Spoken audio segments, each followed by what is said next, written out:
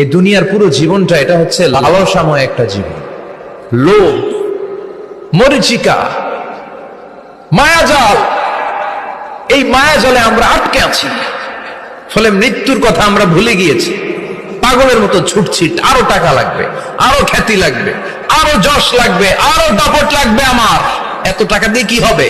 এত সম্পদ দিয়ে কি হবে? এত ব্যস্ততা দিয়ে কি হবে? তোমার স্টপ, থামুন, অনেক হয়েছে। আম্মা থামুন, take a rest and think about death. Think that you have to go back to your Lord. একটু বসেন না, একটু ভাবেন যে আমাকে চলে যেতে হবে, চলে যেতে হবে। এই কোলাহল, এই ব্যস্ততা, এগুলো থাকবে, থাকবো না আমি। সাইয়েদনা ওমর ফারুক বলেছেন, মুতু ক্বাবলা আন তামুতু, মরার আগে একবার মরো।